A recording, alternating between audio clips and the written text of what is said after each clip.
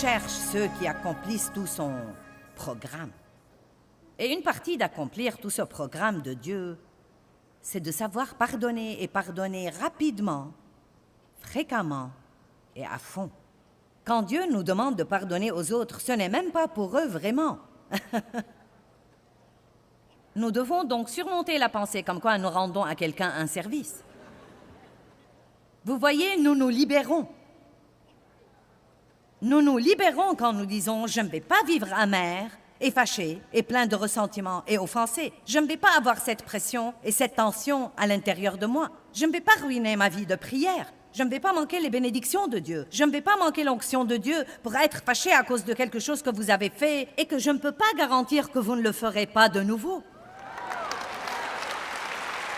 Je ne vais pas être malheureux un jour de plus pendant que celui qui m'a blessé s'amuse quelque part et se fiche pas mal de ce que je sois vexé. Allez maintenant. Nous devons apprendre à nous rendre service à nous-mêmes. Tout ce que Dieu nous demande de faire, tout ce que Dieu nous demande de faire est pour notre bien. Quand il dit « faites-moi confiance », c'est pour notre bien. Quand il dit « pardonnez aux autres », c'est pour notre bien. Quand il dit « obéissez-moi », c'est pour notre bien.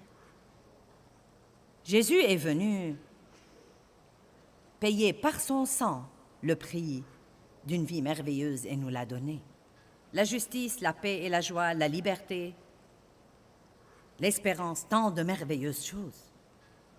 Mais nous ne pouvons pas les avoir avec une désobéissance connue dans notre vie. C'est une mesure supplémentaire de grâce pour les ignorants. Paul a dit « J'ai reçu la grâce parce que j'étais trompé et que je ne comprenais pas ce que je faisais. » Mais combien de messages supplémentaires sur le pardon nous faut-il écouter avant de décider de pardonner aux autres?